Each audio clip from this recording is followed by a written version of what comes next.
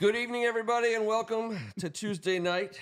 On behalf of First Amendment Sports, I'm Ken Meringolo. He's Kevin Ricca. It's always chuckly to read the comments on the board before we get up here. Yeah.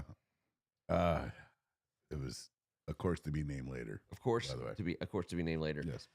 I thank God it's Tuesday. Appreciate everyone hanging out with us on a very busy Redskins Commanders news day. Obviously, there's not just a ton going on, but we do have some stuff to talk about, and we hope that you guys will join. In setting us straight. Derek's not here tonight. T, our good man T. Hopefully you're watching as well. Not joining us this evening, but we'll be here. My understanding is in short order. I think don't need to bring out the big guns. In mid. By big guns I mean T, not these creamy biceps. I thought you were getting them.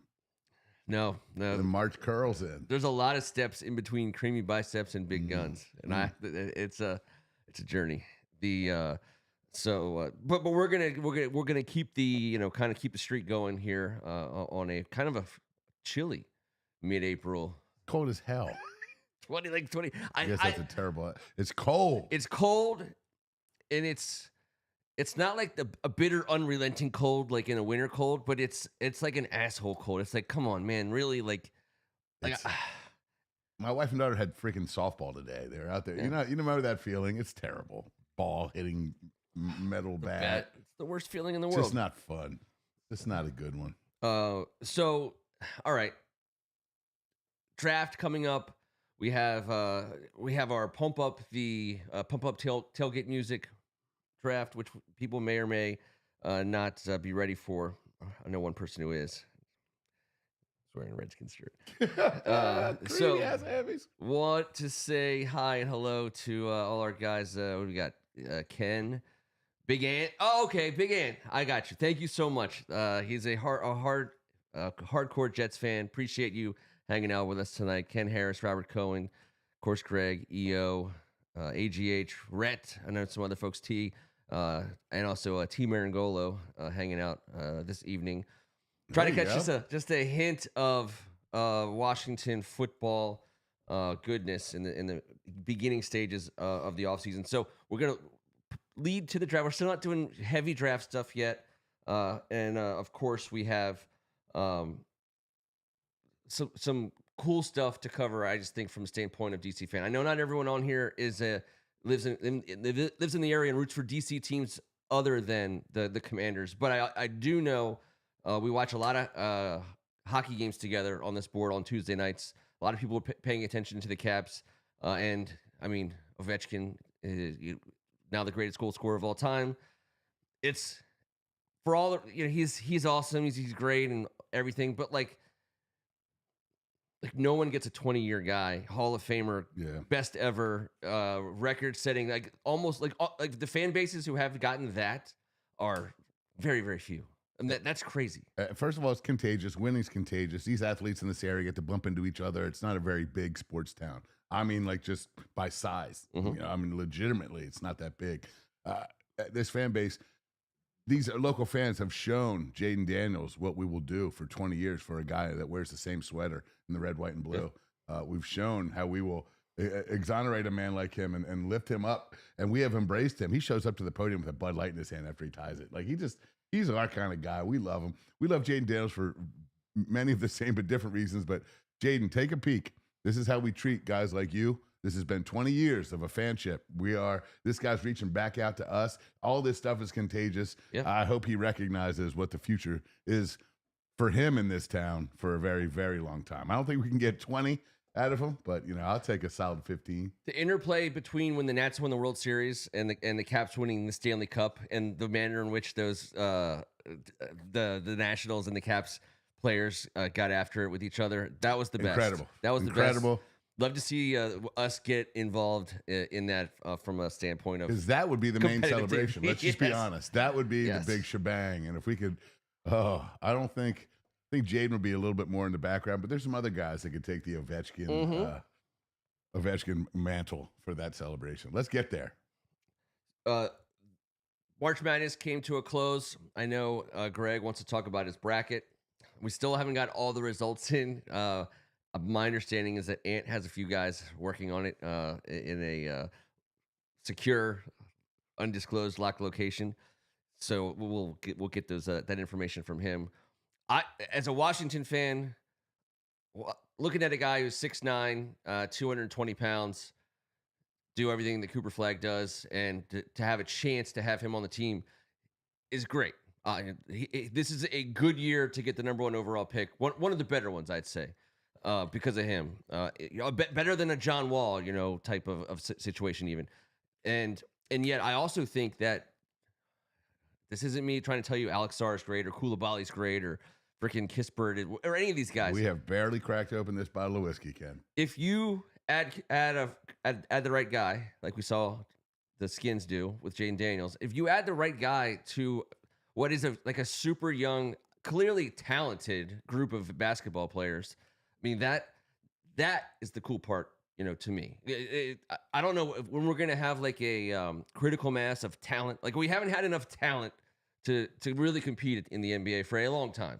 And even when we had enough talent to win games and get to the playoffs, it wasn't like championship talent. Like Gilbert, Antoine, and Caron Butler, all the talent in the world, but not like semifinal talent. You know what I mean? Not like Jaden Daniels, first guy in the office at 4:30 in the morning. Yeah, generational, barely just turned 18-year-old talent.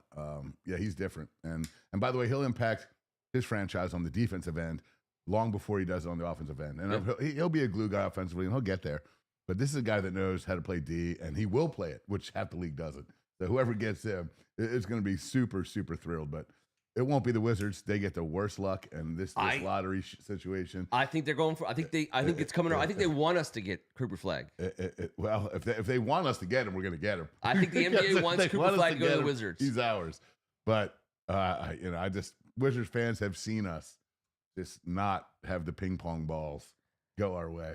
But so the thing is, like Kwame Brown, and John Wall, tons of talent, all the talent you would want to get in a first overall pick, but not LeBron James. You know what I mean? Like not, maybe not even Zion, even though he hasn't really played a lot. But just not like the like not Jordan. You know what I mean? No, there's only a couple of those. Well, Ken, I know. The host landscape is completely different. You get a 17-year-old, 18-year-old kid.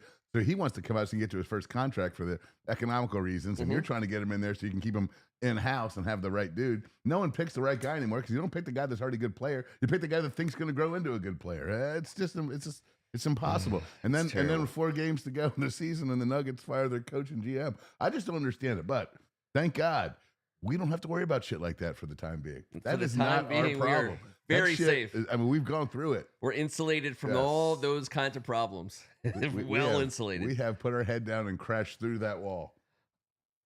AJ Johnson, Koulibaly, and Sarr. To me, that's an intriguing threesome of talented basketball players. I'm not a pool guy. He can move along. I'd like to get whatever I can get for him. And no one wants him. He shoots 50,000 times and doesn't run back on defense. Just doesn't work for me. I love Bub. Give me Bub. But yeah, to the commenters on the board, and Ken Harris pointed out, we are the second worst team in the league right now.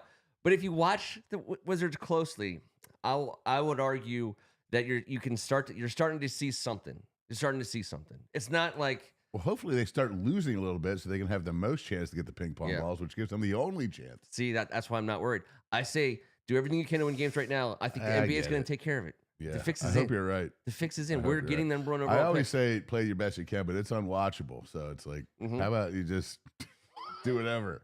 Do whatever you got to do. So Ken stops talking about this shit. Wizards.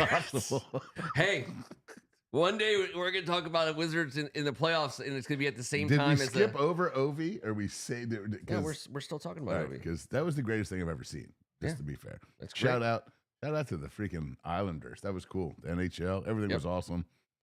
Gretzky. The whole thing, Gretzky, it was like, I felt like, I don't know, it was the coolest thing ever. They do a good job. It was awesome. The hockky community, the NHL community, specifically the NHL community, they do a good job with stuff like this. And the other team coming over, them banging the sticks, the whole entire stadium on their face. All of it was incredible. I loved every second of it. I thoroughly believe that because we've broken the backs of the Islanders many times. I mean, we played them in the playoffs a million times in my lifetime. the you know, he's been in one place for 20 years. And he, by the way, he's going to be potentially in one place for 25 years when it's all said and done. I These think Russians so. play. I know. And Russian machine never breaks. That's like Cal. It's Cal Ripken-esque. Now, whatever. I mean, no one can play 3,000 straight hockey games. Like that's ludicrous. Whatever it is. But like what Ovi's doing here, and for us especially, I mean, that's your Cal Ripken. That's your Darryl Green. It's the lifer Hall of Fame player that never that never put on a different jersey than yours, which breaks your heart. About like Art Monk, obviously John Riggins wasn't here, but it makes it that much more special for the guys that that it happens to. No, it was awesome, full circle moment. I'm a way bigger Ovechkin fan than hockey fan, but I do love my Caps during the playoffs and during times like this. It's just what it is. But sure. I don't know about you guys, but you guys remember Herman's Sports, and maybe it was a different one in your part of the world, but we had Herman's, and I got, for some reason, I just wanted a hockey stick. I was like, I need a hockey stick. Brian Trottier. It was a Brian Trottier from Herman's signed stick, and they had like 1,000 of them. They all were Brian Trottier. Yeah. I'm talking about it sold around here. And I was like, I guess I'm getting a Brian Trottier. He got a shout out in the freaking post game. It was incredible. Brian Trottier. My Brian Trottier Herman's street hockey. 1983. We had Rusty Weapon Russells. of choice. Herman's Rusty, definitely had Herman's. Rusty Russells. Rusty Russells was like a little shack. It was like it was basically the cross. Sounds like a little shack. Just what else happened there? I think it was mostly lacrosse, but it was an Annapolis, type of. That's great. You could get all your Naval Academy stuff. But anyways, we digress from the idea. I think ultimately that because of what the Caps were rebuilding last year. We were sellers. We literally traded players away for prospects before we then made a playoff run, and then we came back this season and we're like we've been going back and forth with the Winnipeg Jets for the best team in the league for the last 3 months. So Ovechkin's 1,000,000 years old. But they have a lot of young dudes. Chikrin, this guy they signed to an 8-year deal. They're committing long term to some young pieces that are playing good right now for one of the best teams in the league. And so that's a good organization. And I think the segue to football is I think Ted Leonsis has built a model and it's been there for Dan Snyder to see for 20 years. Why are you smirking as you tell me all this? And what's the safe sign? Four fingers. What I do? Watermelon. Hockey. Trottier. Oh, you did. You dropped the Trottier. You're like, I said Trottier, but I don't understand. We're still talking about it. Thought that was we pulled the ripcord, the parachute. All right. So a little bit of let's talk a little bit of Commanders. And I was like going through all my notes, and I kept one sheet just from like the last month or so. It's a one sheet. Just one sheet, just as a one thing that I wanted to talk about that one day that I wrote down, and it was the size of the dudes that we like the free agents: 6'3" Eddie Goldman, Fihoko 6'4", Jake Martin 6'2", the corners George 6'1", Bobby Price 6'4", like the offensive linemen 6'4", 6'5", 6'6", 340, 360. I mean, these guys are giants. We're going to need an extra bus. And we're increasing mass. We're sending some. Every bus has like a 6'5", 6'6" guy to get off first up. Every single one of them. Yeah, I do appreciate our body mass index going through the roof here in this offseason. I mean, we're just turning it over to guys that we want in there, and we're just out. They say the word more physical. Obviously, that means a little bit bigger, but not a ton in this league. There's no more guys that are 400. You know what I mean? They're not listed that, but like big Nate Herbig. That dude, if he can move, like a lot of people are like, don't be surprised. Listen, Alec Grady seems fine to me right now, and that guy didn't play last year. And out of the draft, he's not very athletic, but he's a big masher, and I think that's the safe backup guy. I don't think that's the guy if he has to start first, he probably will start a couple games for us, just the way the NFL season goes. If he's the backup guard, even if he's backing up both guards, who knows? But he's a massive dude with a bunch of starts under his belt. But I don't know if you remember, but we talked about him years ago. He was the slowest lineman at the combine. Yep. Kind of the shit that we do that doesn't mesh all that well. I mean, No. listen, he doesn't have to be running 40 yards. Don't get me wrong. Talking about quick, short bursts and getting himself in place. Yeah. But Probably had like a upper end, out of nowhere, an upper end shuttle and cone. I get, you know what I mean? I don't at know. 360, I don't see that burst. I'm just saying. I mean, just that's all. I just don't know. I don't know, to be fair. So I want to wait and see on that one. I want to see a little bit more of his. I want to see him play in space a little bit and some of the screen game action that we have, because we do some cool stuff, and with some of the guys we're bringing in, it's about to get a lot cooler. If he can put that kind of mass in motion, like that's the kind of physics that works, for us. Yeah. That's fair. I just want to see him move. He didn't play last year, so. Well, we're talking about talking position groups and how our position groups stand in the league at this point in time. Like nothing is settled, and nothing's for sure, and we'll throw that out there. Offensive line was definitely one I wanted to touch on just because we added Laremy Tunsil, which is just a huge upgrade. We rose in the offensive line standings just by adding, Tunsil on the left side. Dang it. We got Aaron Wilson. We got to call him. He's been reporting out of Houston for 15 years. This guy's a local DC resident, friend of ours, great guy. He's interviewed Laremy Tunsil over 100 times. If we have his number, we could call him and he could call into the show. I'm not going to bother Aaron Wilson on a Tuesday after a big old whiskey and just freaking whiskey bomb him with some Laremy Tunsil business. Oh no, we want to do that. Now let's slide into that one. We're gonna have plenty of off-season time, but I want to hear a little bit about this guy, because a lot of people see that gas mask and they don't realize that he's been a team captain for years down in Houston.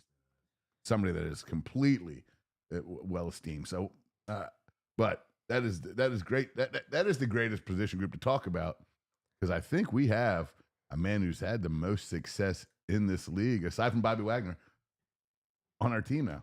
I mean, who's had more success for a longer period of time than Laremy Tunsil outside of Bobby Wagner? On our team. Zach Ertz, perhaps, in this league. I'm just saying. In the league, yeah. We got another absolute freaking pillar.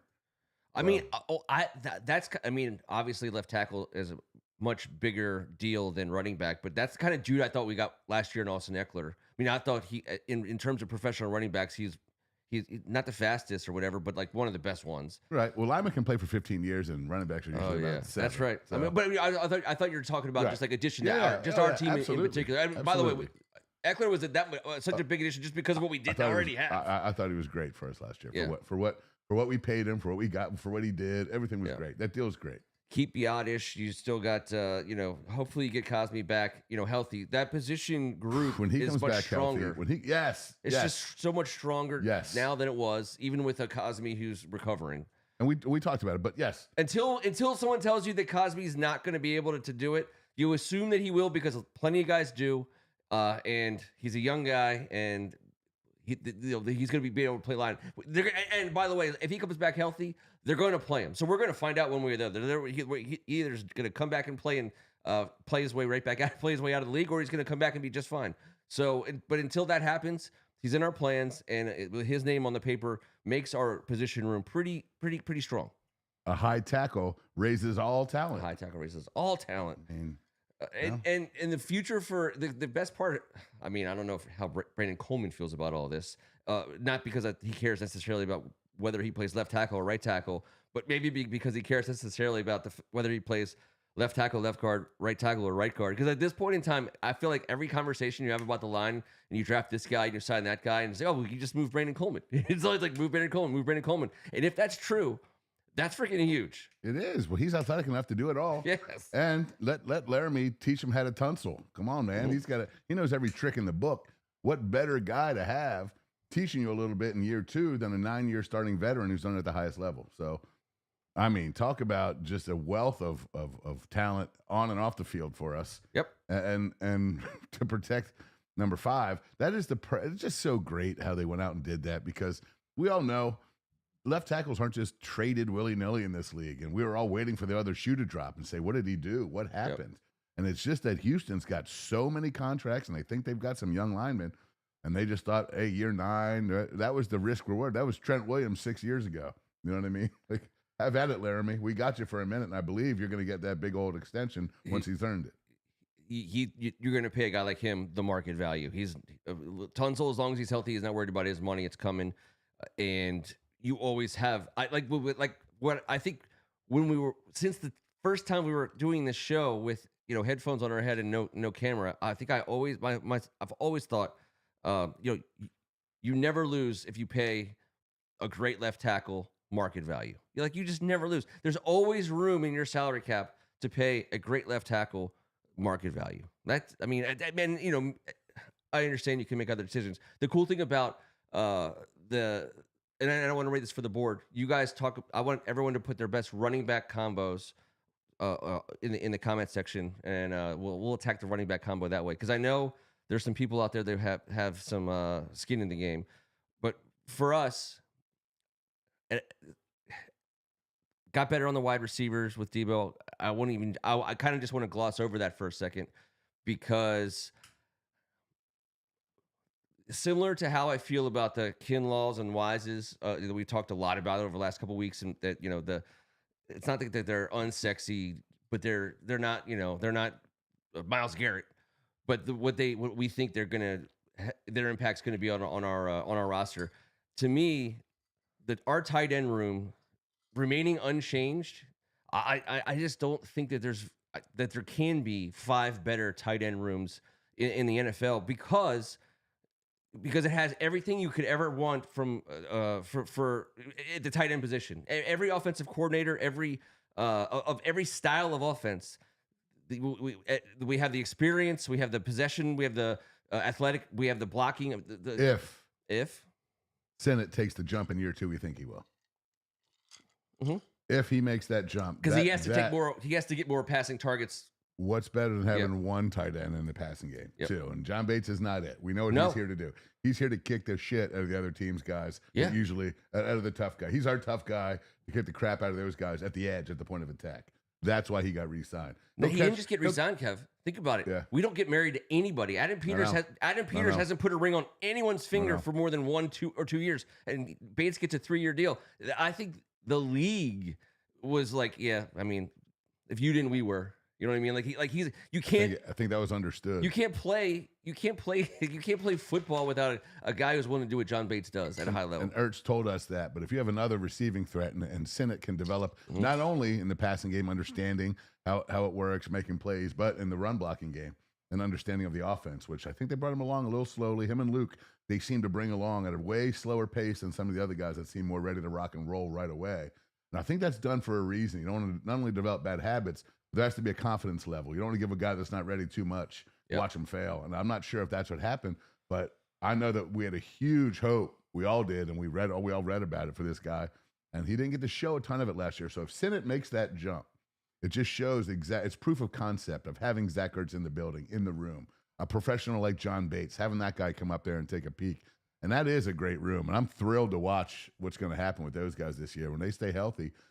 And the amount of possessions that we play multiple tight ends, the amount of snaps we have multiple tight ends, and you love talking about it, but it's real. We love having 3 of them out there if we can. I think the tight end targets are ultimately. I'm not going to look at so much as passing yards and things like that.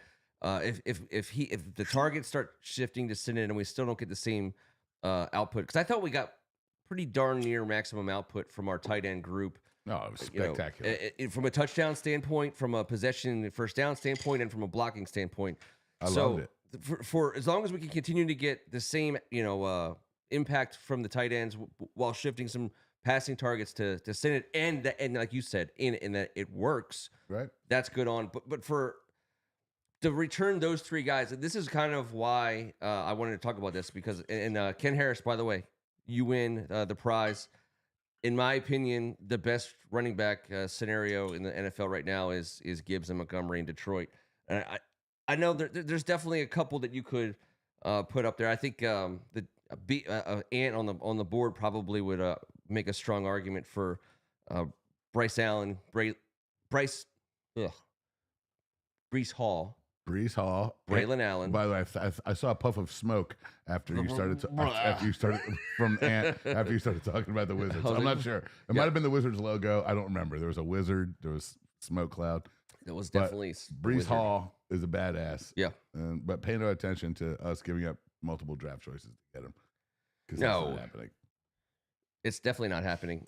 By the way, there's going to be all kinds of. I believe we will execute a trade that we're not even thinking about right now.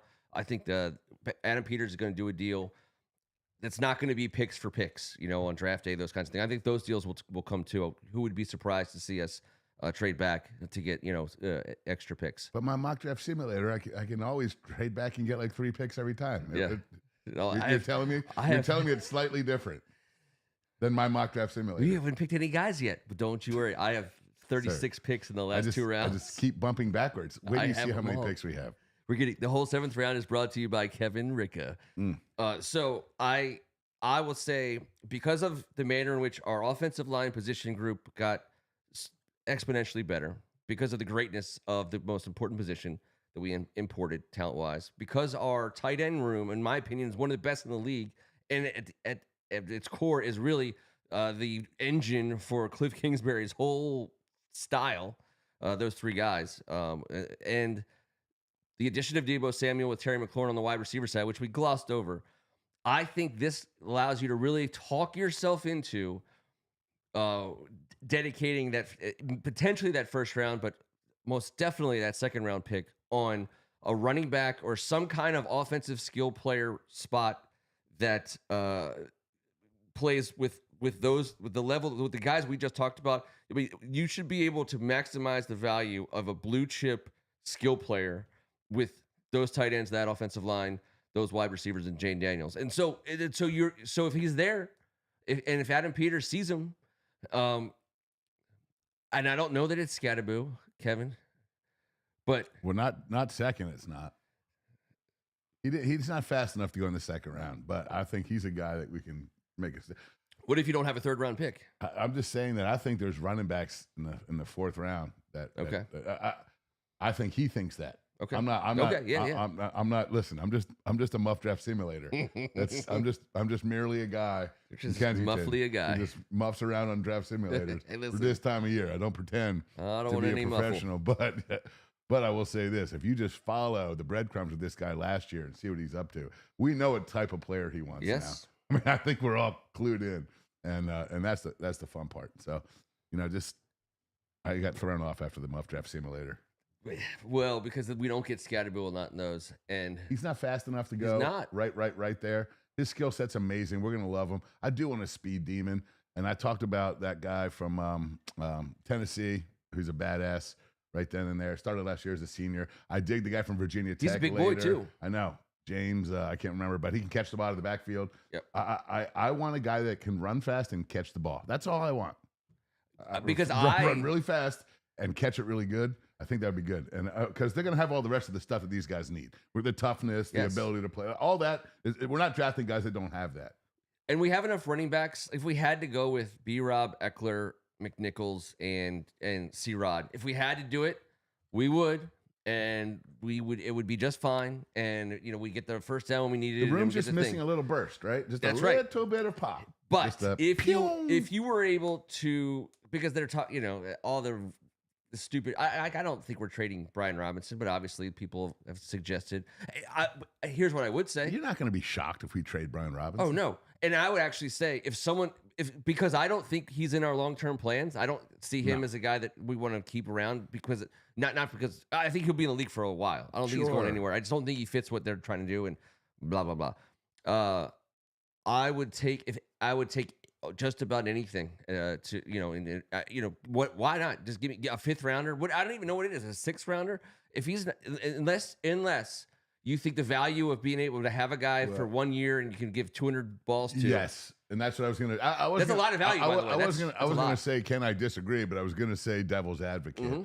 He eats carries, and I know he puts it down every once in a while, but he's a physical specimen, and you know that Eckler went out with a head issue multiple times last year, 2 separate concussion protocol 3-week scenarios. All of a sudden now you're like, wait, holy shit, we have McNichol and C-Rod. Yep. So that is a little bit scary. So there has to be a bit of insurance there and understanding that, yes, we're going to bring someone in and we're going to draft someone. Because that is not, I'm not saying those are easy shoes to fill. They're not. I just wouldn't be surprised if, like you said, Those shoes don't move as fast as we'd like them to. And I think that this offense would like to have a guy that catches the ball and can get a little more out of these screens than we saw B-Rob get the least amount of in last year. Where Eckler, he's not getting to the house, but he gets the most out of his own skill set. B-Rob is not getting the most out of these screen passes. These things are concocted, drawn up, called at the proper time, and we're getting first downs. But they call them just gash plays, just huge chunk plays. And B-Rob he's a little chunky. He ain't that chunky. He's just a little chunky. He's a little chunky. He gets them little chunk plays, little chunks. Everyone knows how I felt about Jahmyr Gibbs coming out of college. If you could find a guy like that, but we're not going to be in position for a guy like that. Nor do I think there's a Jahmyr Gibbs in this draft, anyways. But that if I could get something for Brian Robinson, I just thought like a lot of times when we handed the ball off to McNichols or Chris Rodriguez, it felt like we were getting 4.5, 5 yards with those guys that instead of 3.5 or 4 yards with B-Rob for whatever reason. I don't even know why. Less guys in the box, different downs, different distance, different reasons for them to be in. Yeah, understand that, and I think people do see that, but you got to run the ball sometimes in 3rd and 4 or 5, and that was part of the deal. When B-Rob lines up and we're in our beef personnel, the whole goddamn world knows we're running whatever we're running, and it's fine. That's right. But I'm saying, like, I guess next year they're going to know it, but we're going to be way better at it. If you bring in a young guy with in the draft who has the ability to play right away, is not a project or just a specialty guy, someone you could actually put in the lineup in September. If you get that guy, then you can justify unloading Brian Robinson and backfilling carries with McNichols and Rodriguez because you have the new guy and you have Eckler. But I mean, more and more, I mean, and also, I guess you also have Debo, who is a guy you could, who in a pinch you could probably hand off to. You probably don't want to, but not in a pinch. He will get 40 carries this year. Yeah, we'll see. Again, that's an even better reason. It's going to be within the offense. It's not going to be like let's line up an I formation and run Debo. No, but he will. He will. You'll watch. He'll motion in from the slot wherever the hell he is, out wide through the backfield. The run. It's going to be awesome. Getting to see what Cliff Kingsbury gets to do with this guy, and I saw on the board also. Just we can mention it real fast. Wes Welker, his old teammate, in the fold, coaching for the good guys now. Yeah, I mean, I dig that. He gets fired as a receiver coach in Miami. Had to deal with that guy forever. That had to be hey, welcome to the league, buddy. A hardworking champion like yourself gets Tyreek Hill. Have at it. Sure. Good luck. And welcome to the Burgundy and Gold, Wes Welker, Cliff Kingsbury's former college teammate, homeboy. He gets to bring his guy in here, and that's super cool, man. People want to be here. World champion receivers want to be here with their buddy. Just to, it seems like a cool idea. Well, it's also a Cliff Kingsbury is building his future head coaching staff. Why wouldn't he? Hey, let's be the beneficiaries. Wes is a consultant. He's a passing game consultant, I believe. He's got some type of title. These are people who will be on Cliff Kingsbury's next head coaching staff, and that's the way it works, and that's the way it should work. And if that's the case, it will be because we did some good shit. Because if he continues to be, he's only as hot a head coaching candidate as our contention for championships, and we certainly provided and allowed for this procedure to work with our hosting of Cliff Kingsbury for as long as we have him, and he's given back to us tenfold. So it's been a tremendous partnership. Let him have his homeboys around. Let's go. I want to see, and I don't know that the owners would allow this because this would be on them. I want to see the day when. Let's just paint the rosiest of scenarios. The Washington Commanders win the Super Bowl. Everyone's healthy. Everyone's coming back. We have all this momentum. Wagner announces his retirement. Ertz announces his retirement. And the reports are all these free agents are just lining up to come and sign with us. And Cliff Kingsbury is the belle of the ball for all of the head coaching vacancies, which is. My mind is rattled because it seems like every year there's like a dozen new coaches. I'm like, how is that possible? How is every year there's double? For whatever reason, there's yet again more vacancies, and Cliff Kingsbury is a hot topic. How about Josh Harris says, listen, what's it going to cost? Like, what's it going to cost for you to stay here? I get that you can't be the head coach and run things somewhere else, but Look at what you have a second-year quarterback. We just won the Super Bowl. We got Dan Quinn. Well, I mean, look at everything that's going on. What if I just paid you whatever it took to be here? At some point, someone's going to do that. I don't know if it'll be us, but there's no like the breaking up of coaching staffs. Does Welker have any friends?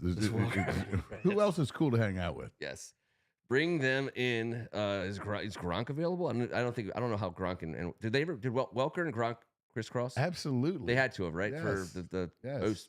Yes. They crisscrossed at Super Bowl celebrations. Mm-hmm. All right, so and on crossing routes for the great one. I mean, come on. The enemy's picture is on a milk carton right now, Greg. All right, I'll throw that up there. It is true.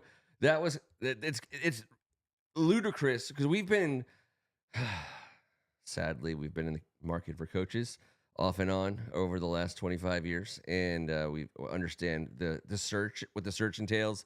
When you get your guy, when you hired someone that clearly wasn't your guy, all of it. We know it. We know everything about it. But we had the scenario. I mean, we've had Bieniemy wasn't the first coordinator on a Washington staff in the last 5 to 10 years that was considered the heir apparent. Right. And it didn't work out for them. No, I mean, let's be honest. Here's why. To be fair, with the culture change, and you bring in an old school guy who just loves to get in your face and MF you. Yeah, it wasn't working. Yeah, that's it. That's all. That's what happened. And listen, I'm not saying to each their own, but we've dealt with that coaching style as fans, as a player. I get it. It's not working anymore. That along with his picture on the milk carton is any coach who just wants to get up in someone's face and MF them and embarrass them in front of the rest of that style of coaching seems to be on the outs. Like our coaching staff is the most positive, uplifting. Like you get cut, they're like, "We're so sorry. Here's a ham and a hug." And gosh, have a luau later. You know, we're going to tell everyone nice things about you. So good luck out there, Manny Forbes. By the way, you're not going to eat that ham, are you? If you're not going to eat the ham, just take what you're going to have to eat and just leave the rest for tea. But yeah, it's a whole different way of teaching the game, teaching the sport on a yearly basis. You can't just dig into some guy you've been working on for 3 years anymore. He's got options. There's no more. It's just, and that does exist, and it will exist.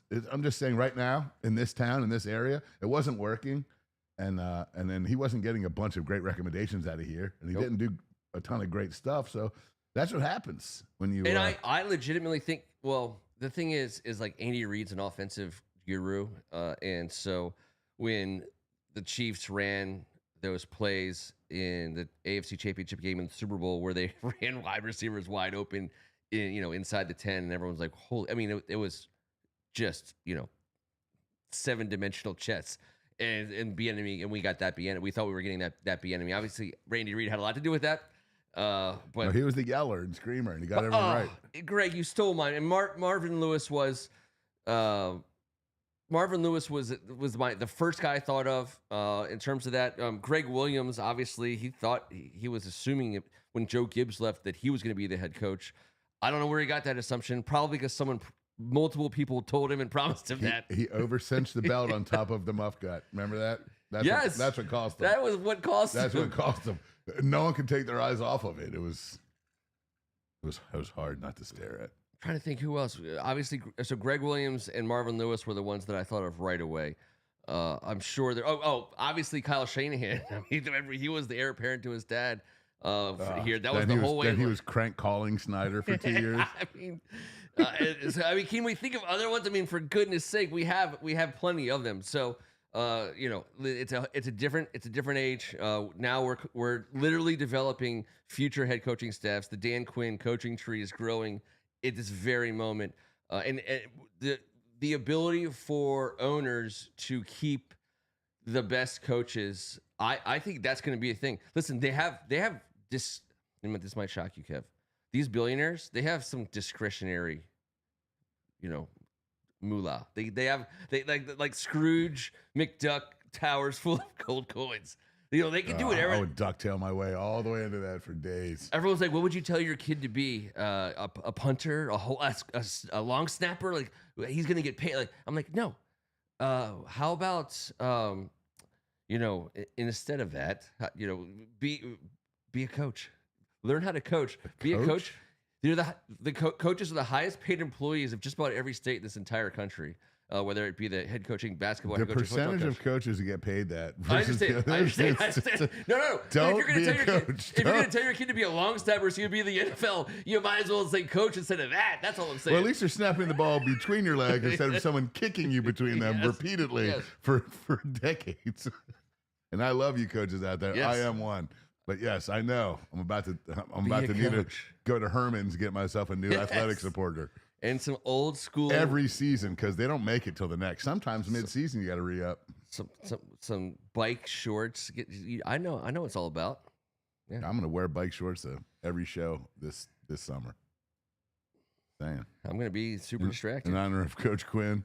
Man, we covered Scadaboo. I thought I was gonna get more Scadaboo love. So I do love him so much, but also I don't know if he's what we need. But I know that he would be a great player for us, and then we could eventually get the speed demon. Because I'm just hyper focusing on having one fast guy, and not thinking that Eckler's not going to be around after this year. McNichols got a 1-year deal. That's it. B. Rob's at the end. So I think get him because this guy is mini Riggins. He is, and he can catch it, and he's he is. We're going to love his style. I would be motioning him out more than I would be leaving him in the backfield. Yeah, but I don't know if he's that big of a. He's his calves are like this. I mean, he's not a huge target. Like he doesn't have a huge catch radius, but he's good at catching. He's got good hands. But he has great hands, and he's just impossible. And he goes that way. He's impossible to get on the ground. Yeah, he has such a low center of gravity, a tremendous balance, and he's a brick shit house. Kevin, think about this. He's a bad dude. This is what my whole thought is. Jaden Daniels, when he's at his best, is even under pressure or not, his ability to get rid of the ball under 2 seconds not only exists, he's demonstrated it at a high level on multiple occasions. No one throws it. I think we were top 2, top 3 in the league last year. No one throws more screens. The short stuff. If he motions out to either side at any given time, if he's getting the ball, because he's basically a human yardage marker. I mean, you put the ball in his hands on the numbers up outside the hash. He's falling forward for 4.5 easy. But he's just a shorter, squattier guy. That's all I'm saying. Yeah, he's not like a long, lean, receiving machine. But with what we do and what we create, yes. We will get the ball in his hands in space, and he's dangerous in the open field. He is super quick. He's not some guy that doesn't make a move. He can make a move in the hole. He has great vision, and he has great balance and burst.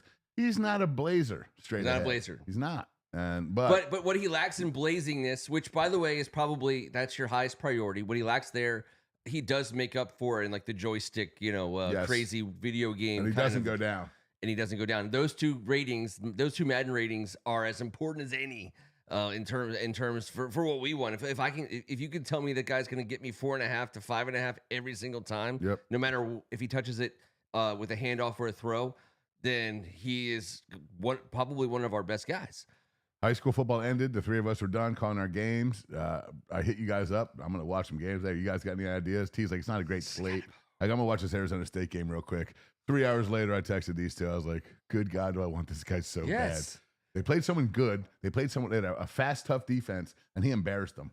And he was a badass, and I loved him. And honestly, he is a badass. He would be beloved, and especially as a chip. He's not a guy who gets the ball every down. Nope. He is a tool, a toy, and he should be so much fun to have around. And we want you to be looking at Debo and Terry and Eckler and Ertz. Damn, he'd be a lot of fun. I mean, he's going to win one-on-one battles with the guy that he lines up against on most occasions based on our personnel that we're rolling out there. I mean, who's left to cover this guy?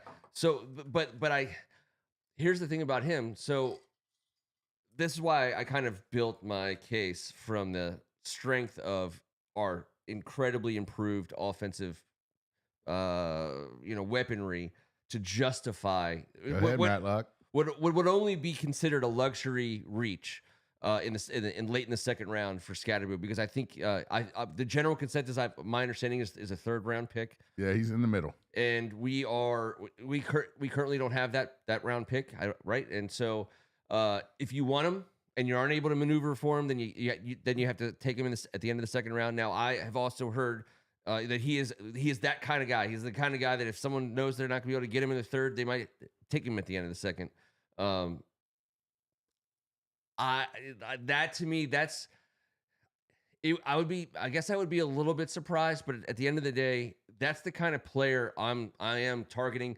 I'm not targeting. I'm targeting like there's like a 50 player wide all the way into the third round, like those third round wide receivers, of which there's some damn good ones. There might be a tight end left in there that you would consider. There are other guys, but if Scatterbo is sitting there at the end of the second, which we think that he will be. I think 100%. As of today, because of his time, he will be. And I think I would be. That's for whatever reason. And and listen, I'm not trying to get all psychic with you guys, but Kevin, can we hold hands? Nope. Something Scatterboo at the end of the second. All right, let's move on from Scatterboo. I have other things written down. We got a pump up tailgate music draft, 6 rounds to go. Can we get that lined up and get that started? I think we should. That's great. This is Greg's baby. Oh, pump up music. So he's going to give us the rounds? He's the one that came up with the damn idea. Okay. I don't know. I figured that much. You just went Scatterboo into DJ Ken. I don't know. I didn't. It is 10. We're on schedule. We're on schedule. We're 46 minutes in. That's what I'm trying to say. I'm trying to do better. And I know people are so generous with their Tuesday night time. So yeah, Kyle Shanahan was for sure. Oh, so we lost McVay. Not all the guys who got head coaching jobs. I mean, for goodness sake, LaFleur, McDaniels. Well, only one of those guys was going to get it here. Only one of those guys. Yeah, McVay was never going to be our head coach, even though that sounds like the dumbest combination of words to utter. I mean, that was just a weird. Jay Gruden was our coach. We were locked in. We definitely need a third from the board. Yes, it can't just be a one-on-one draft. Well, no, Greg was the third. Yeah. Yeah, Greg, you're the third. We said all that. And the first overall pick. Here's what we're gonna do. Out of deference, Greg, you get the first overall pick. We're gonna go to Kevin for the second overall. I get the third overall, and we'll snake it. Sounds of the board. Remember? Sounds of the board. Let's see, like this. Like, what do we got? No. This is going to be the music that we come from here. Could maybe the best hype music playlist of all time. We never know. Crickets. That was the longest question. Wait, there it is. Okay. Could you guys hear the crickets? All right, so he needs an order. Okay, he's unprepared. Welcome. Wait, so is every round the same? Like, is every round have a theme? Or I know it's all tailgate music, but we're not. I thought Greg. Usually he gives us themes for rounds, so that's why I wasn't sure. All right, so I gotta. You're keeping track. I'll write it down. We got Greg going. Welcome to the jungle. First round choice. Yep. Hard to argue. I'm going Beastie Boys Sabotage. My first pick. Sabotage. Yeah. I need some whiskey for this draft. Oh, sorry, buddy. Thank you. So, I have to tell you. So it's 6 rounds, correct? We're putting together a 6-song playlist. 6-song playlist. You get 6. I get 6. Greg gets 6. All right. So any song. This is your tailgate before the Skins game, pregame. And I thought about Ken Merengolo's magical moments. Yeah. So I've to me, it's a roster with different positions. Go for it. You have to have, like, to me, like every spot is a, like, you. So Welcome to the Jungle is a great, like, that's a starter. That's a glam rock starter banger song. What did you say was your Sabotage? You want Sabotage? I want Beasties. So, for goodness sake. You're just filibustering over I here. am filibustering. I didn't think I was thinking he was going to theme us. So I was staying flexible. I didn't have a just sitting there trying to get themed all night, acting crazy. All right, so then I'm not going to leave Pour Some Sugar on Me on the board. Just not going to do it. You have to have a glam rock banger. Pour Some Sugar on Me. Def Leppard is right there, and I get the first pick of the second round. I could go hard rock, but I need to fill a like a skill position. The '90s hip hop skill position is so. I think I'm gonna go with um. Let's go with Next Episode by Dre. Next episode. And I have longer songs, and that was always kind of like when we used to put tailgate mixes together for the parking lot at FedEx. Everyone would contribute songs, and one guy would put all of them together, and we just have like a banger. This is kind of what I think we're doing right now. I hope so. No, this is what I'm saying. At the end of this, there's a bonus round. There's gonna be a 21 song playlist entitled whatever the hell the date is. But I had songs on there that I knew that I could get just a couple extra minutes out of, a couple longer songs, so to speak. And I think I probably wouldn't go with that necessarily here because that gets me glam rock and 90s hip hop. Those are my top two categories. All right. Well, mine's all a tad bit different, but you can categorize them how you like. But my second pick is going to be Insane in the Brain, Cypress Hill. By the way, I thought I had multiple Cypress Hill songs on the mind because I've been for whatever reason because B Real's been like collaborating with some people lately, and his stuff's been coming back. But like for goodness sake, like some of those songs are they're unbelievable. They're timeless. They are. They were completely underrated in the game. Yeah, I love them. Well, I loved them then, and now when I play them, I'm like, man, I could just kill them. There is something you can't understand. All right. So Greg gets two in a row. Greg, this was your idea. I don't understand how. You went House of Pain, Jump Around. Yep. So, well, we'll talk about this after. There's a couple I was like, man. See, like that's why. See, I knew I had to get in these categories. I've created 6 categories. I'm hoping to get now. If I can get, if I by the way, if you leave me like my top 2 of some of these categories, I'll take them and I'll leave one of these guys in the dust. I'm just going best player available, Adam Peters style. All right. So I mean that's my theme. My April theme is always best player available on the music scene. But there's phases. I mean, if you're playing like so let's say you get to FedEx Field at 6:45 a.m. and you pull up and you start setting up the grill to make Havarti bacon, egg, and cheese sandwiches. I'm done. You just used Havarti on bacon, egg, and cheese. I'm out. Really? I'm done. How dare lot? you? How dare you tell me a story like that? It's my pick. I need a moment. I don't know how I get over that. How do you come back from that? All right, here's how you come back from it. Damn it. I know how you come back from it. You select Man in the Box by Alice in Chains.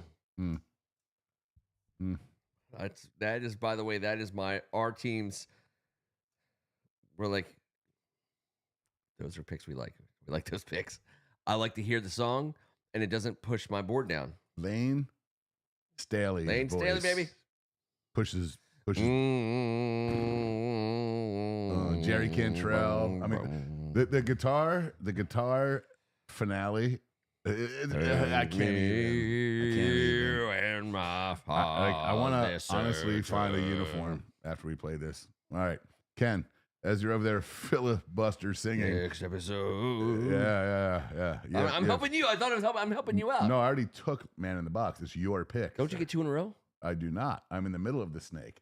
I'm a snake. I'm a slithery little snake. Oh, draft. Yeah, you're right. I'm not certain if I have to explain this one to you after 15 years of friendship, but no, you're right. I'm sorry because I'm thinking in my mind, Greg's on my right, and then he goes to you, and then I thought it would come back to me. You're just two ways. You're just not that slithery anymore. No, I lost my slitheriness. But I saw a commercial. There's a drug for that. I can take it. I'll start taking it tomorrow. There's a pill. You just have to watch that meme from 20 years By ago. the way, slitheriness is the side effect of a million other pills. I mean, I'm going to be able to solve this. Don't you worry. Fair. Don't you worry. All right, so it comes on me. Now, let me ask you this. Wait, do I have to pick 2 now? You have 2 every time it's your turn. That's how a 3-man snake draft works if you're on the outside. If you're on the inside, You know, so Greg, it's going to be me, then Greg for 2, then me, All right. then Ken All for right. 2. Okay. Listen, I gotta go. I need to fill a I'm the Southern man Rock. in the box. I need to fill a Southern Rock hole, and Do I you? need to Do you? fill a pop banger rap hole. I don't like these holes. There's a lot of. I mean, The description of the holes. and we worked a lot of these guys out. So it's gonna come down to overall sound. So I'm gonna say. I'm gonna go. Can't you see Marshall Tucker Band? I dare you to not chug cans of beer on asphalt to that song. Um, I took that over a couple of Hank Williams Jr. songs, which I have long favored. Chain drinking cans if I'd like to, but now to come right on back now, so that Southern Rock hole is filled. Now I got to go to the pop bangers, and I think on a pop banger standpoint, if you're, it's like it's got to be something that's timely. So obviously, I didn't call T ahead of time to get his, uh, 2.5 cents on timely pop banger rap. But I don't think it has to be 2025 rap. I think it just has to be something at this point of the tailgate. I've opened it up with the glam rock. Dude, I've kept it going with the Dr. Dre. I got you your chain drinking beers to Southern Rock, and now it's time. You're crying after you just smoked a fat J before you entered the stadium because your girlfriend broke up with you. What the heck? If that's the case, what the heck? We might need to, how about this? She been doing to me. You know what? Okay, I'm just skipping over that. I'm going straight to hard rock. We're going Metallica, and we're going This is clutch. You got it. This is hard. Tell you what, I'm going to play it for you. And we're going to share the revenue. We're going to share the revenue with Metallica. There you go. Eat your heart out. Hero of the day. Little hero of the day, Metallica style. All right, the algorithms are going to crush us. I don't even know if that's enough to cost us all the money we've ever made in our entire lives. But anyways, hero of the day. I'm going hero of the day. That's going, and while I'm dealing with the breakup in the parking lot in hour 6 of the tailgate. Don't be so sad at the tailgate. Oh man, I mean, it's just. I'm gonna go old school. I'm taking it back. I mean, all my picks are old school. Yeah, I hear that. Oh man, you guys are making it harder and easier, but I'm gonna go Killing in the Name. Oh, that's a great one, man. Mm-hmm. What was that? Our senior year of high school? Roughly no, the summer before? It was released late. I think it was. It says here 92, but I think it was like late 92. I think it was okay. So our junior year. Junior year. I think our junior year is when it was really getting its. It was. Yeah. So that like okay, because I worked at Wild World, which became Adventure World, and I hawked cotton candy around the park. It's a wild world, man. It's a wild world, and I always remember blaring that song on the way out of that place over to my friend Edgar's house. Oh, well, Edgar had great musical skill. He had great musical skill. All right, whose turn is it? I think I'm gonna get my top 6 at this rate. That to me that's awesome. That's the way it should be.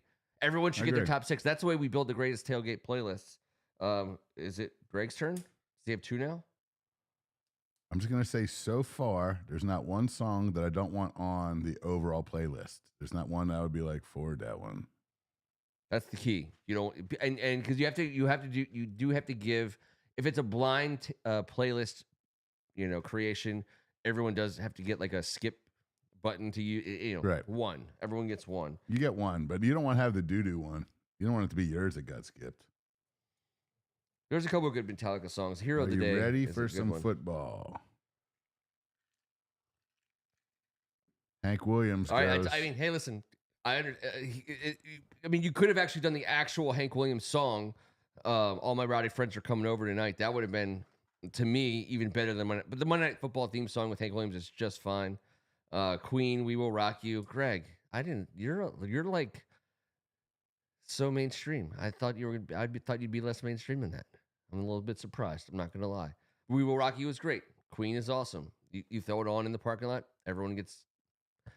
is in the right spot for it, and that's what it was made for. So it's a good pick, but I'm feeling very like my band is better than your band right now, and I have no basis to say that ever in my entire I'm going life. Rough Riders anthem because Okay. we're going to stop, drop, and open up shop. And when that comes from the tailgate, everyone realizes that our team's about to win today.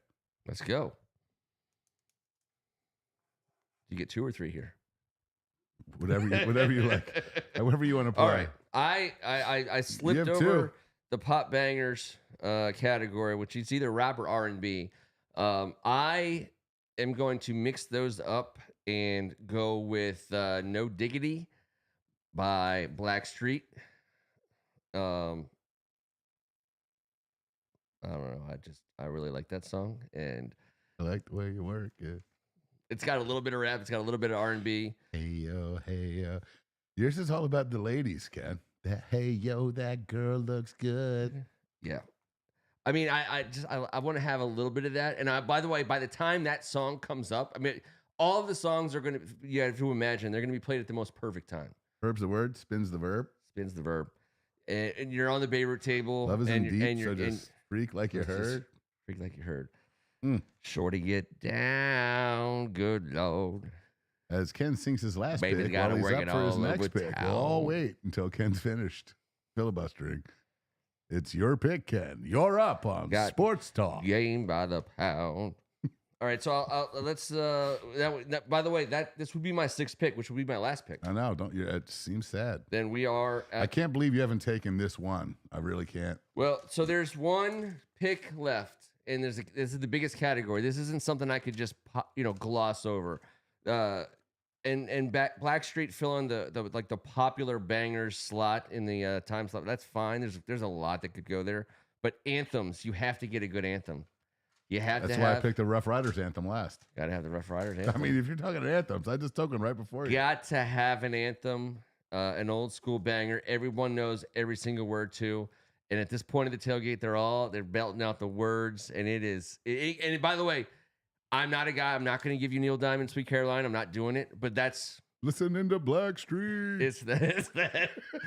Blackstreet's coming up. By the way, I'm playing Hero of the Day and Beastie Boys after Blackstreet. Blackstreet's coming in earlier. It gets moved up in the lineup. We're not saving that for the end. The way we're saving this anthem. And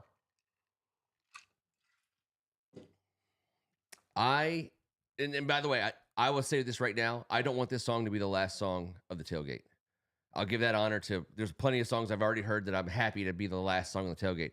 But I think that November Rain is one of the coolest songs to play. I love this song, but if you got, it has everything. Everyone knows it. It's got some of the most amazing guitar ever, like loud, and it's a good loud song. And it's 7.5 minutes. That's why I did it. That's why I do it.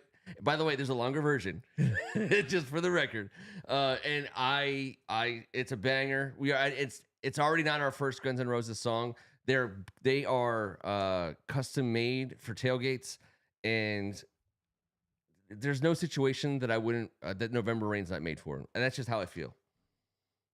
Man, all right. Well, I'm going Smells Like Teen Spirit because I remember playing it in the St. John's locker room, and it didn't matter what age, what year, what color. Hey, Kev, man, put that Nirvana joint on. Dude. Which one? You know, that Nirvana joint. The best unplugged album of them all. It's not even close. It's not even close. I don't understand why people, like, I think the only one that you could even put in the same conversation, this is personal opinion. Everyone can have their own opinion. But Jay-Z and the Roots Unplugged was as good as it gets, and it was very good. And the Nirvana one was just the best. It was spectacular. Yeah, it was the best. All right, so that's 6. Now, do we have a bonus round? Greg's gone crazy train, and now we've got a bonus question. Okay, that's what I was told, Ken. And Crazy Train, by the way, is great. I love it, and you should have that. And we'll reorder these up the way it needs to be reordered to be perfect playlist. I don't think I have a single. None of my songs I think work as a closer. I don't think. I only have 6. We all have 6. Or what are we waiting on here? Well, Greg has a special 7th round. Okay. Bonus round. All right. Special round, bonus round. So, did I get it? I might have even gotten a text from Kevin. Is that possible? Yes.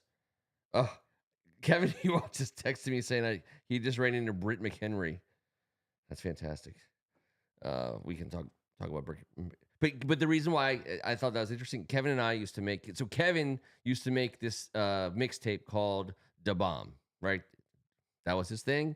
And when we weren't making mixtape, like when like they had that commercial about how someone like made a mixtape CD, and everyone was like, "What's going on here?" Like it was like a different band. It was like a mixtape on CD. No one, before anyone knew how to do that or even knew where that was coming from, Kevin was making those, so he was making mixtape CDs on those CDs that hold like 100 songs. I lived with Kevin Walsh, so sir. Yeah. I'm just going to tell you right now. Okay. But I'm saying, so then you know. Dude, So I made 100 of them a day. Yeah. The second you could burn anything. The second you could burn anything. I understand. The computer nerds in like the late 90s, when they were figuring that shit out. The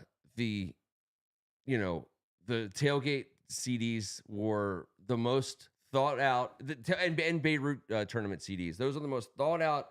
Undrafted. By the way, here we go. This works. I was, and here. Oh. Undrafted free agent, enter Sandman, 100%. They're in.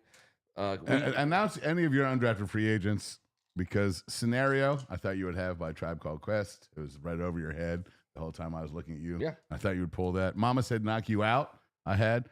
Guys, check out Waiting Room by Fugazi and Mother by Danzig, late 80s. Oh. Those two, it makes you want to go outside and like tackle the trees in the backyard. Name of the game, Crystal Method. I wrote it down and then I scratched it out, but I said it anyways. Tell your children not to look my way. Tell your children not to hear my voice. What I heard, what I said. Mother. All right. Waiting Room for Ghazi is a fireball too.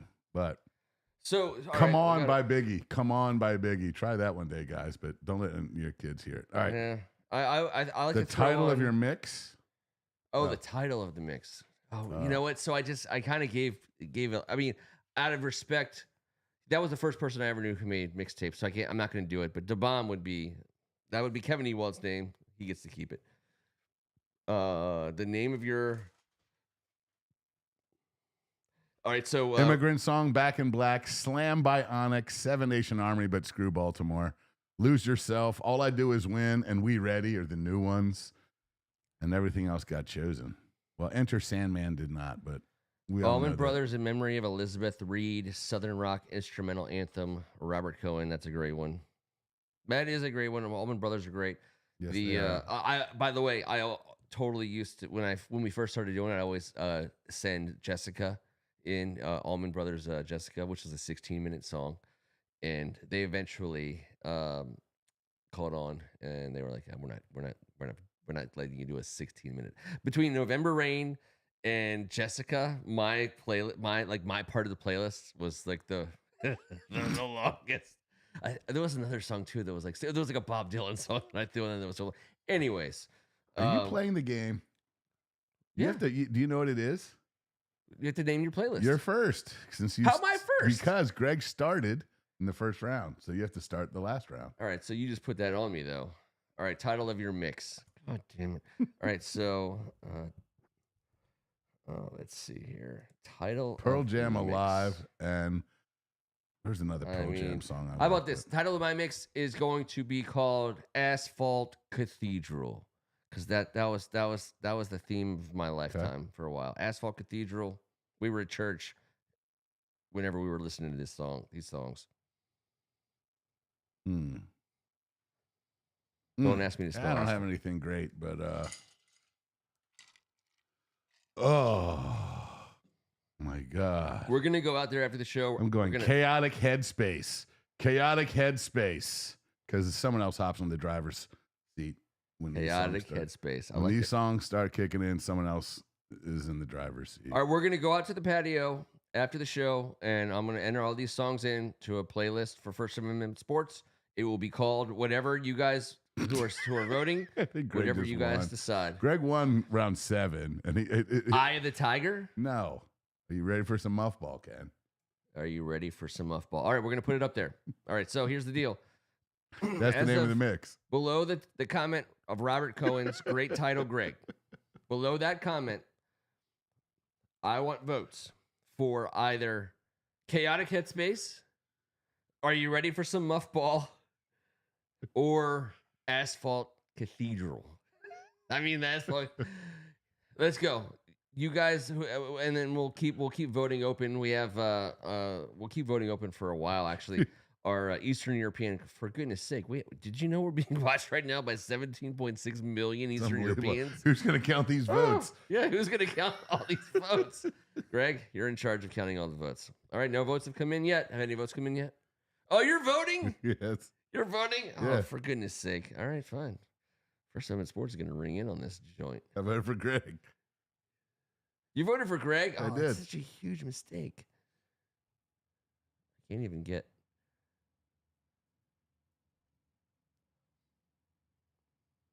Volume 1 is true.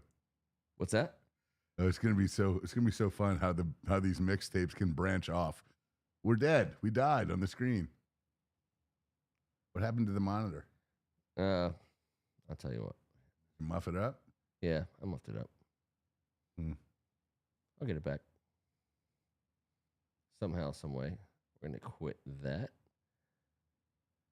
Bam, we're back. I don't know if we've messed up anyone else's. All right, are you ready for some Muffball Volume 1 so far? Oh, so Kevin Ricca got a vote. 1. Oh, yo, what Ken? All right, so Robert Cohen and Kevin Ricca have voted for Greg. Robert E.O. Anderson, that's 2 votes, and Ken have voted for Ken. Wait, am I allowed to vote for myself, Kevin? You tell me, yes or no? That'd be so muffing terrible. All right, I'm not going to vote for I'm going to abstain. No, wait, I'm going to vote for Kevin. Don't do that. I'm voting for Kevin. You understand. I'm voting for the third party candidate. Politics so well. I'm voting for the third party candidate. I'm voting for the third party candidate. Don't throw your vote away. No. What if you're trying to throw your vote away? I believe. All right, so 2 votes for Greg, 1 vote for Ken. Voting remains open for just a few more minutes. How about we just, if it all gets tied up, are you ready for some muffball? Volume 1 on the Asphalt Cathedral, or Sounds of Muffball from the Asphalt Cathedral. Sounds of Muffball from the Asphalt Cathedral. All right, I kind of like the sound of that. I'm trying to think. Is there anything we didn't get to tonight? I wanted to talk about running back groupings. We did. No, you voted for Krang. Don't blame me. I voted for Kudos. You didn't. That was an autocorrect. Correct? Auto. Don't blame me. I voted for Kronos. You went to say Kronos, right? Let's see it. God, yeah. Oh, Ken Harris. Chaotic Sounds of Muffball from the Asphalt Cathedral. Chaotic Headspace is now tied with Greg ahead. Mine's now a distant third place. Tied for third, but that's a big payday in the Masters coming up. Do you have a favorite for this weekend, Kevin? Do you care? I love the Masters. Do you care who wins? Are you rooting for anyone in particular? Like I'm. This is going to shock you. I feel very strongly about this particular field. We'll go right ahead, Ken. Who do you like? I like watching all of the golfers. Yeah. I like the azalea bushes. Okay. I like the fact that it's great. The azaleas are great. It just makes me happy. Just give me a happy. I wanted a little teeny one. There you go. Thank you. I think that the Kang and Kudos. I think you're wrong. I think that I'm approaching this from a sports gambler's perspective, and not. Listen, we're in the same basement we've been in for the whole time. This house was not built on my winning bets, just so we're putting that out there. However, I still feel very strongly about this weekend. I think that the tour is lined up for Scotty and Rory to destroy all the inferior talent until they get better, because Bryson and Brooks and a lot of these guys are playing live, and the best guys aren't playing all the time. At the Masters, they will. So you start to get this. I think Bryson DeChambeau is a legit golf talent. I think you should be expecting him to be there at the end on Sunday. I think the same for Rory. I think the same for Scotty. I think that there's a couple guys that are like big favorites that you know how you have Ken Pom rankings for March Madness ahead of March Madness? Are you a Ken Pom guy, or do you even care? Do you just know it exists? I know it exists. Yeah. There's the same kind of thing for Masters tournaments because it's at the same course. So you always kind of know what kind of player wins. The kind of player that wins, in general, for the last like 20 years, is the guy who has like the more strokes gained, before the green than anyone else.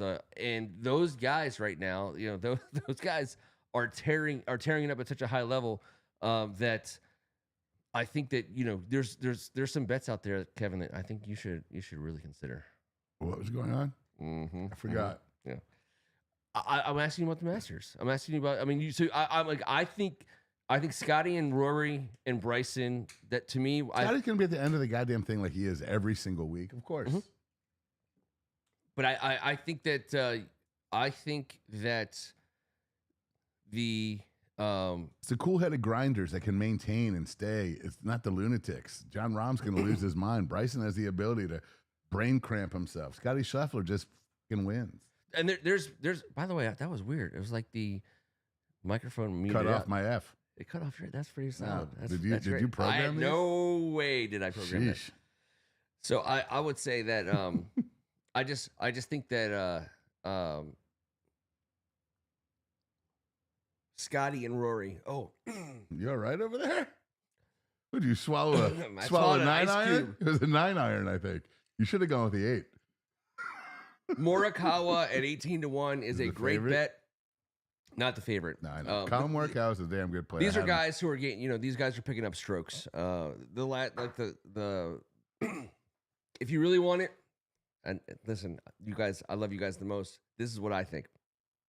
If you go on your FanDuel or your DraftKings or whatever that is, you can bet on guys to make or miss the cut.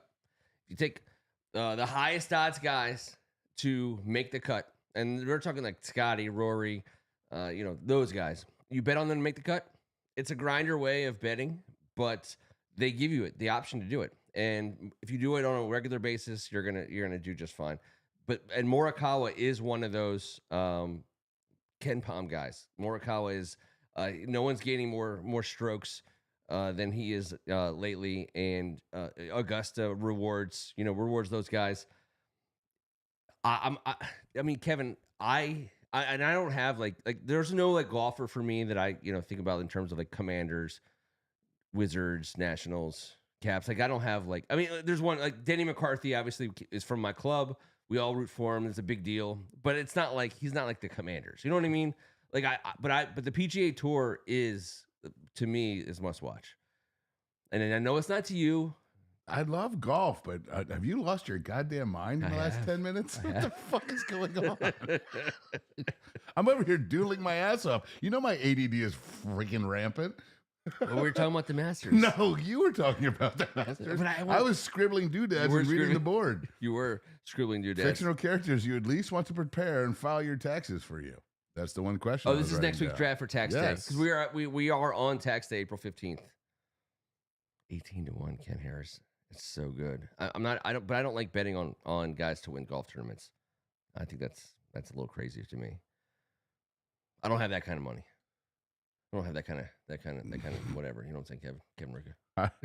I'm in a golf league that does tournaments every week, so I watch these guys every week. I watch golf every week, Thursday to Sunday. I know what's going on every week. I don't gamble on it because I give my $300 up at the beginning of the year, and I watch for the entire year, and that's my Joan. That's not Keith's. No. Are they still doing that? No, I do it through the Knights. I'm in the Knights of Columbus one. Shout out Lefty. You run a great league. No, I mean this way. Defending champs, the Riccas. My dad and I took it down last year, but I'm not a real FanDuel guy with this. I just watch every week. But I also love watching the PGA Tour. It's like watching fantasy football or fantasy base. It's a fantasy league. If I was not betting, I'd still watch it. I love the PGA Tour. I have never watched the Masters. I want to watch every. Yeah, I don't need a single dollar. It's gorgeous. I don't need to gamble a penny on the Masters to enjoy the Masters. Love it forever. It's not. It's not ruined one way or the other. That's the beauty. By the way, I love sports betting, but like give me like 5 events besides the Masters that if you didn't have a cent invested, it would still be the greatest event on the planet. The Super Bowl, Okay. the World Series. Yep. I mean, of course, the Final Four, NBA Finals. Really? NBA Yeah. Finals? Okay. I love the NBA Finals. The NBA playoffs are awesome. The NBA's falling apart, but the playoffs are still awesome. College basketball is terrible, but the tournament's still awesome. That's fine. I mean, I know those are 2. You just named 2 tournaments, so what's the or 5? No, I think that's only 4. But I'm saying you named 4, but what's the 5th? I don't know. Masters. It's a lot of walking. Well, listen. Is there anything you came here to talk about tonight that we didn't? You felt we didn't get a chance to get to? No, but I would like to let Robert Cohen know. You did not miss the Team Mom recertification class. Anyone out there that is not certified, don't worry. There has not been a certification. There will be a new Team Mom that's been determined. Who it is has not been determined. We're all going to have a say in this. A little piece of paper here with a bunch of names on it. A lot of graphics to be made and created. Sounds like you swallowed the hero of the day. I'm just saying. Maybe it's that November rain that got on you. No diggity, man. Pour some sugar on that. We just need to get to the next episode as fast as we can. We can't you see Kevin? Can't you see? Oh gosh, man! For God's sake. Welcome to the jungle. Welcome, indeed. I wish now you have them all written down. You could just do them. I know I can. I'm the man in the box. I can't. Shit, look at me go. Shit! I need to go back and go through here and be like, for God's sake. You ready for some football? Well, we will rock you, obviously. Smells like Teen Spirit down here. All right, so we're gonna go with a mix. Let's go make this mix, and let's get back we'll next put it week. out there. We'll put it out there. I'll let everyone know. First Amendment Sports. By the way, you can follow First Amendment Sports on Spotify, the same as you can follow us anywhere else. We have plenty of other tailgate mixes available for you, but obviously you already have everyone has their tailgate mixes. I'm like past the point in time where I would ever presume to be like, here, you should listen to this. You should listen to this one I made. Everyone's made what they love. And I love it. That's what's so great about like 2025. When Kevin was making these CDs, like no one had the ability to, in my circle of Knuckle Dragon friends, we didn't have anyone making mixtape CDs. So having the ability to have 30 songs that were completely by different bands all in one disc without having to change discs. Then you have a pile of upside down CDs that are all scratched beyond recognition, which obviously scratched. That's what all our houses look like in 1997 / 1994 through 1999 and 2001. So on behalf of Kevin and T, who these guys created one of the greatest playlists that will forever be lost to man. No, it's we found it. Did you? Yeah, it's on. What T lost was the iPod. That it was he lost on. the actual iPod. Yeah, I thought because for but whatever I think reason he might have found it. So. Okay. Yeah. Because these guys spent an all-nighter, like It Saved was by just the fun Bell going style. through it, and that's almost 10 years ago. This September, we did it for our Co 40th. For their Co 40th, and so we take making playlists very seriously. So that's why I would never presume. I'm when I say like I have I know people who are like my band's better than yours. I know like that whole like we need to shake ourselves free of that. The way we just built a playlist tonight, that's the way it should be. And by the way, you get a Hall of Fame playlist. So we'll have that for you guys within the hour. And don't forget, there were some undrafted free agents. Oh, there'll out be there some that undrafted were free agents. Bangers. There's some bangers. So There might be a theme song from a certain Tuesday night podcast that gets included as well. Of course. Any last thoughts? We need some news. You got we some can news? talk about some stuff. No, we need some news. We can talk about some burgundy and gold stuff and some fun stuff. But we do have a draft coming, so I guess we'll do a little drafty stuff next week. We're only a couple weeks away. And damn, we got some weird stuff going on. We're broadcasting on the Saturday of draft. You know that? There's a baseball game, sir. Senior day, right? For St. John's? Yeah, and I'll be in Ocean City, Maryland that day. Lacrosse. I'm missing lacrosse, not baseball. What? I don't even know what you're talking about right now. Yeah. All the stuff all the texts you send me. We have a Saturday game? Yeah. Weird. During the draft. Yep. April 20th. Day 3. April 25th? Yep. No, 26th. Because 24th is Thursday. That's the first night of the draft. That's the first round. Second round is the 25th on Friday. Right. And the game is on the 26th. I didn't even know we had a game on the 26th. I guess I'm. Well, either way, we're not missing the first round of the draft for a game. And either way, you're going to be in Ocean City, so you're not missing anything anyway. I'm missing everything. You're not missing nothing. All right, so keep your. I hate, we abandoned the whole subscribe and like and hit the notifications. We did. It's just so stupid. We hope that if you're watching us, you're a subscriber. It doesn't mean I don't even know what it means. Do we make 10 extra cents a decade? Who knows? But if you do, you could set your alarm bells, and it would tell you when we're putting some of these games out there. I know it sounds Hell's Bells silly. might have been a good one too there. A little AC/DC Hell's Bells. I mean, once you get in, there's a couple of bands that you could dig deep into. Beasties are obviously one of them. Yes, it's true. The glam rock side is definitely one of them. There's multiple Metallica songs and multiple Def Leppard. You can go some Poison. I mean, no Motley Crue. I mean, you got to have some Motley Crue. Yeah. Yeah, really? Not my top 6, I don't. Not your top 6. No. That's fine. Yeah. Not neither of your 2 top 6s either, to tell you the truth. So, but not to get too technical, but as a tailgate planner, that was my job. Wouldn't be doing my job. Average length of song, roughly 3 minutes. 3.5 minutes would be on the long side. I used to ballpark it at 3 minutes. 50 songs at 3 minutes. That's 180 minutes. That is 3 hours. You're in the parking lot for legally. They open the parking lot at noon for a 4 o'clock game. A 3.5 hour tailgate is about as long as it gets. However, you have your tailgate. So from like 6:45, 7 a.m. all the way until a 1 o'clock start. Now you're talking about 5.5. Talking about 5+ hours. That's 300 minutes. That's 100 3-minute songs minimum. So you know what I'm saying? Now you see now you understand how you just stress it out. I need aspirins. We needed the songs, we needed the volume. That's why we needed multiple people. And again, the night I don't want to listen. When I crack my first beer to Hank Williams at 6:45 while I'm firing up a grill to make eggs. By the way, Kevin, just so you know, I did the Havarti egg and cheese twice, but our mainstay, and this is, I hope that you will respect this. In fact, I know that you will. Asiago, man. Tom Meringolo was, first of all, he was never part of any Havarti situation in his entire life. But Tom Meringolo and Ken Meringolo, we had a banger tailgate recipe. We would take this pitcher. It was like that Tupperware pitcher. It was, whatever, 2-3 quarters. It was gigantic, and it had the lid. And it was airtight. We would crack however many eggs you could get in there, 36 or more. Salt and pepper, the whole thing. Shake it up. You shake it up and you scramble the shit out of it.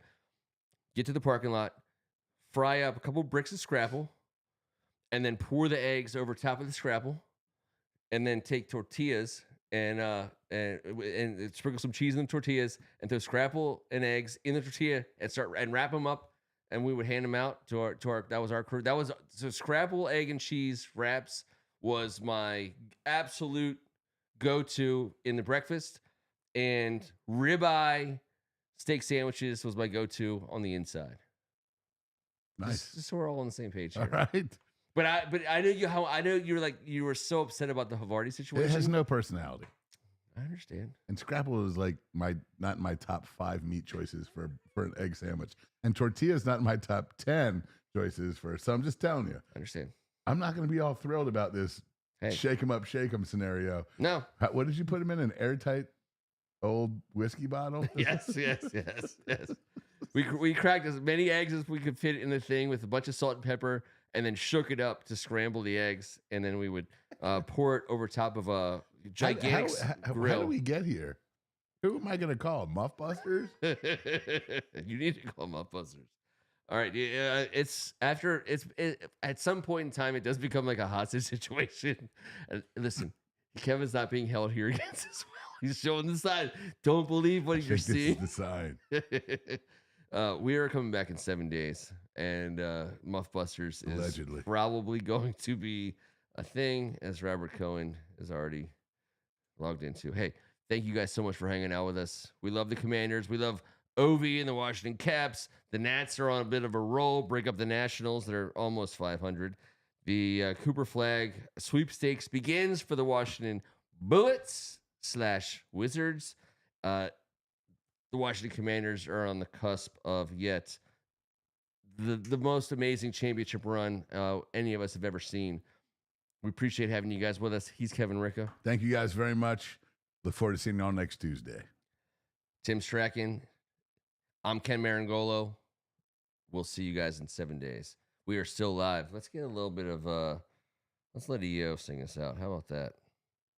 Where are we? Let's write that down on the next tape.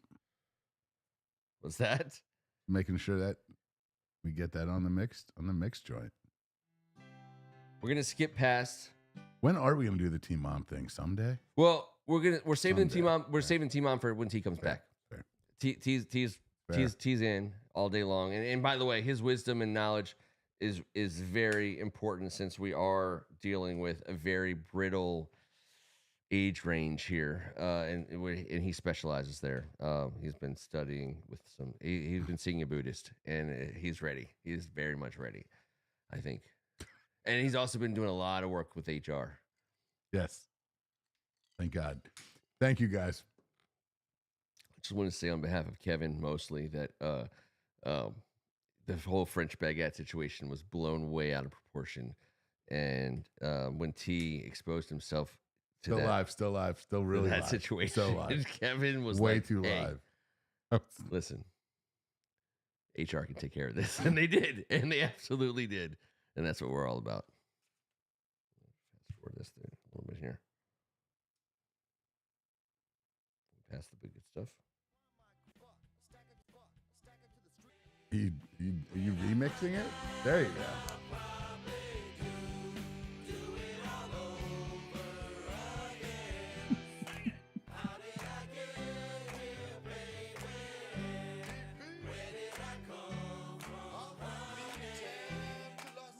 So in the golf portion of the show, Oh, I'm sorry. I thought we weren't talking anymore. they're wizards. Scenario I wasn't told about. All kinds of. By the way, you weren't told about any of the scenarios. If we're being truthful, and also at the same time, Zero. not only 0 scenarios, but this is and traditionally has been the low point for. I mean, there's nothing happening. I know, but It's you know less I'm than not good. anything. You know I'm not very. I can't sit still for very long. I know, and that, but My ADD is ferocious. How do we get here?